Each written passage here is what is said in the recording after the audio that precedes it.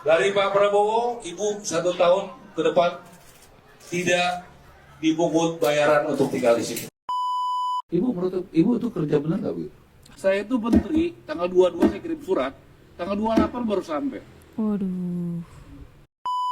Duel mengerikan antara Menteri Perumahan dan Kejaksaan Agung. Saya berikan 2,5 hektar tanah saya di Tangerang. Tuh.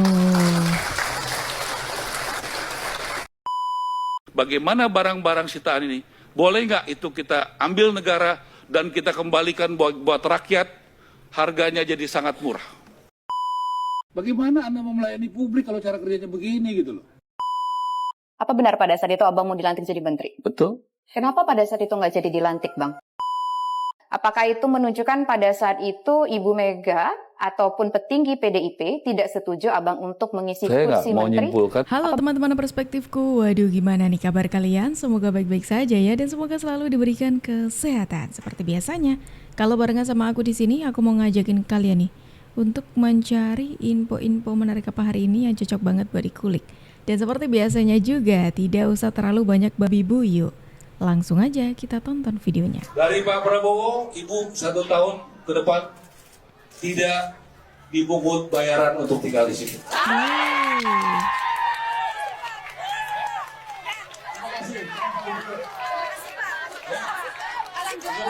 Jadi milenial yang ada di sekitar Tamrin, Sudirman, daerah Setiabudi dikasih kita jadi kecontohan. Kalau mereka itu pantasnya dari teman Bapak berapa sebulan? Pengenalannya Bapak? Ya. Iya, kalau di kami tentunya Pak, kalau kita profit oriented ini 3,5 juta Bapak. Ya. Mungkin bisa 60%-nya Pak. 2 juta gitu. Jangan dong, Pak. Tadi Bapak udah ngomong sama saya 1 juta, sekarang 2 juta lagi. Oh ini untuk yang Iya. nilainya Pak? Ya, Ya, siap. sewanya berapa? Iya. Dibagi 12. Iya, 1,5 Pak. Duel mengerikan antara Menteri Perumahan dan Kejaksaan Agung. Kemarin pihak Kejaksaan Agung menerima kunjungan dari Menteri Perumahan dan Kawasan Permukiman RI, Marwarar Sirait, dalam rangka membahas program Pak Presiden Prabowo Subianto untuk bangun 5 juta rumah bagi masyarakat miskin. Tentu Jaksa Agung juga siap sampaikan kesiapannya untuk penuhi permintaan Menteri untuk melakukan pendampingan terhadap pengadaan barang dan jasa di kementerian tersebut, khususnya terkait pembuatan aturan guna wujudkan pembangunan yang sah dan legal sesuai hukum. Marwarar Sirait ucapkan terima kasih atas dukungan yang diberikan pihak kejaksaan. Program mulia ini ditujukan untuk masyarakat miskin guna untuk memberantas kemiskinan dan yang paling penting untuk memperoleh tempat tinggal yang layak. Wah, bener-bener ya. Pak Prabowo ini luar biasa sekali loh. Di awal pemerintahnya gebrakan gak berhenti-berhenti. Kemarin sudah banyak sekali gebrakan yang kita lihat dan kali ini datang dari Menteri Perumahan yang tadi sudah kalian lihat juga kan. Tadi sudah survei di lapangan, terus ini rencananya akan membangun rumah sebanyak 5 juta rumah, programnya Pak Prabowo tentunya. Pembangunan rumah ini ditujukan untuk salah satunya untuk memberantas kemiskinan di Indonesia, seperti itu. Di bawah kepemimpinannya Bung Marwar, ini ada gebrakan baru nih gitu. Kayak yang tadi kita lihat, udah kerjasama dengan kejaksaan juga, ya kan? Dan kabarnya ini Bung Marwar ini bahkan menghibahkan lahan pribadinya untuk membangun rumah ini. Dan saya mohon dari para pengusaha-pengusaha yang besar-besar, saya juga backgroundnya pengusaha, saya dengan rendah hati, saya pengusaha yang sedang-sedang lah. Belum jadi konglomerat, ya pengusaha sedang-sedang. Saya mulai dari diri sendiri sebagai menteri. 10 November saya akan undang pengusaha. Saya berikan 2,5 hektar tanah saya di Tangerang. Tuh. Dan yang membangun pengusaha yang lain, bangunannya dan juga isinya. Mudah-mudahan 8 bulan lagi kita sudah bisa serahkan kepada berapa ratus masyarakat di situ. Tuh, Bung Marwar menyumbangkan tanahnya seluas 2,5 hektar nih untuk nantinya dibangun dalam program 3 juta rumah. Ini memang nggak main-main nih kerjanya untuk bangsa. Apakah gebrakannya sampai di situ? Tidak. Jadi kali ini juga Bung Marwar, masih di Bung Marwar ya ini. Bung Marwar itu dengan tegas dan dengan berani juga ngomong di DPR kalau lebih ke mengusulkan supaya hasil sitaan korupsi ya dari para para koruptor ini diminta untuk dikembalikan lagi kepada rakyat. Ini harus ada keputusan politik. Bagaimana barang-barang sitaan ini, boleh nggak itu kita ambil negara dan kita kembalikan buat rakyat, harganya jadi sangat murah. Jadi kita langsung berjalan, Ketua. Terakhir, Ketua, Bapak Presiden di Magelang meminta kita tidak menjadi Superman, tetapi menjadi super tim. Kita semua anak buahnya. Apa yang saya lakukan dari Magelang, kita langsung ke rumah susun di Pasar Rumput. Itu 2 tahun lalu sudah kami serahkan dari perumahan kepada DKI. 1984 unit kurang lebih. 2 tahun lalu. Yang baru dipakai kurang lebih 400 untuk korban kebakaran di Manggarai. Yang masih kosong kurang lebih 1.400. Puji Tuhan, Ketua. Waktu Tuhan memang nggak bisa dilawan ya.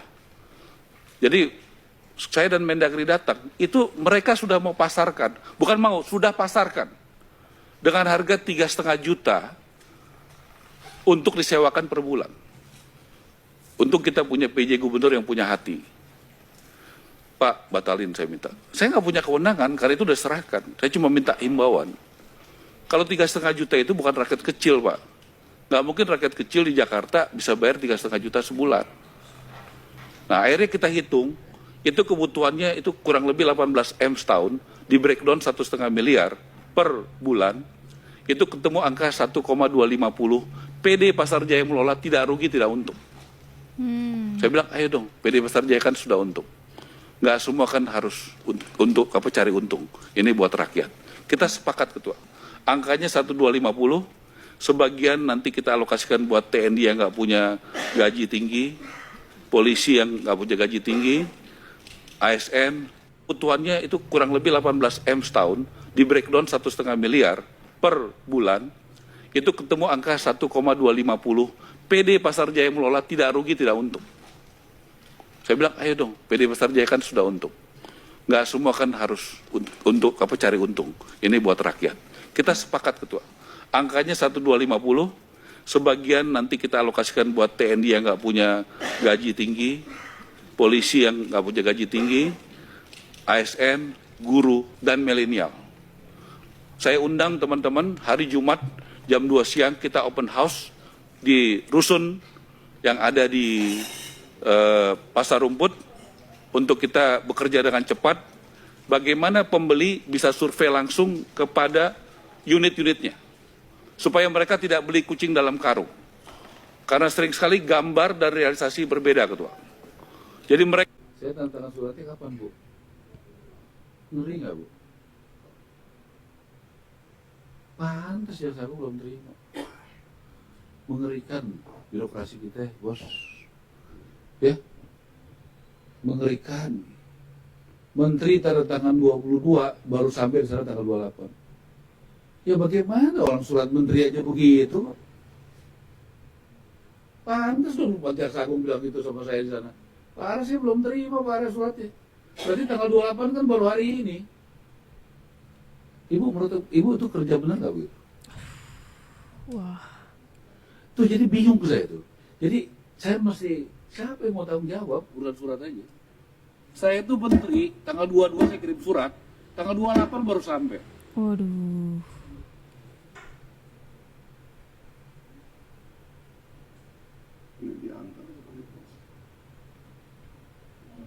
Saya malu sama Jaksa Agung. Pak Ara, mana saya baru cek, Pak Ara belum sampai suratnya.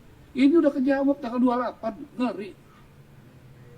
Bagaimana Anda mau melayani publik kalau cara kerjanya begini gitu loh.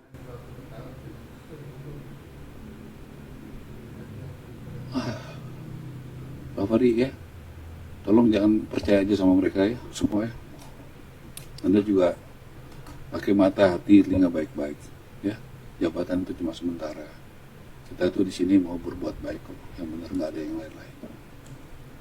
Menurut Pak Fahri wajar nggak begitu? Ya Pak, wajar kalau seminggu. Wah, menarik nih.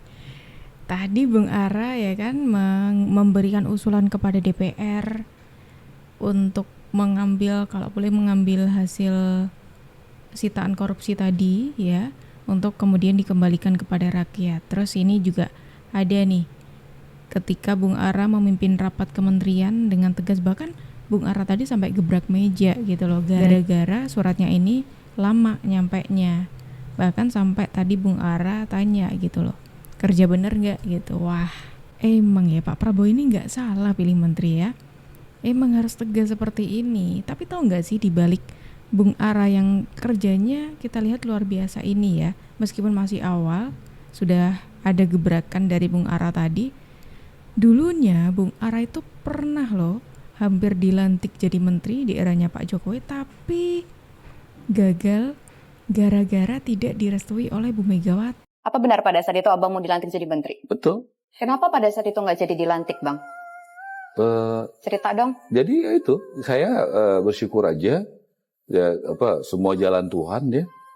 Dan waktu itu saya datang ke Jakarta pagi-pagi, minggu pagi sama keluarga saya, istri saya, anak-anak saya. Dari Singapura Dari Singapura. ke sini. Kemudian saya ke rumah, makan, kita selalu memulai setiap langkah kami dengan doa.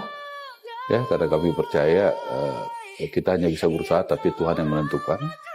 Kemudian sesudah itu saya pamit dari istri dan anak, saya ke tempat Ibu Mega di Tuku Umar. Saya mau ketemu, kan karena saya waktu itu adalah ketua DPP PDI Perjuangan, ketua umum Taruna Merah Putih, anggota DPR RI dari PDI Perjuangan. Ya, saya tunggu ada berapa jam, tapi Ibu Mega nggak bisa ketemu. Dan Pak Jokowi telepon, di mana Mas Ara di Tuku Umar. Kemudian apakah Ibu Mega bisa ketemu? Tidak. Ya udah, Mas Ara ke istana. Pada saat itu kenapa Bu Mega nggak bisa ketemu sama Bang Ara? Alasannya? Mungkin Ibu Mega yang lebih tahu. Ibu boleh tanya Ibu Mega. Kecewa pada saat itu, nggak bisa ketemu sama Bu Mega. Ya tentu sebagai anggotanya saya kan pengen ketemu kan, itu kan saya berapa hari saya ngurusin bapak saya yang sakit. Kemudian saya dipanggil, terus begitu kan, dari situ Pak Jokowi Sarah ke istana ya. Nah, masih ada kok saksinya Pak Jokowi. Panggil saya duduk di tengah, Pak Jokowi, saya, Pak JK. Pada saat itu Bang Ara nggak dapat Pak JK ada juga? Ada, boleh dikonfirmasi Pak JK.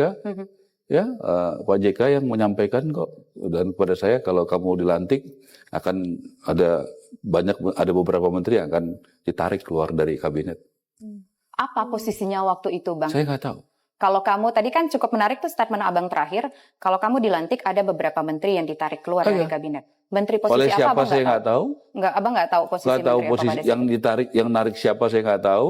Yang ditarik beberapa, tapi itulah penjelasan dari Pak Jokowi dan Pak JK. Abang pun ketika dikabarin Pak Jokowi, termasuk ketika protokol bilang datang ke istana pakai baju putih, itu kan udah sebuah simbol ya, Bang ya.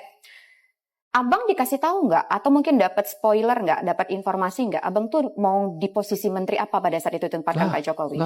Nggak dapat.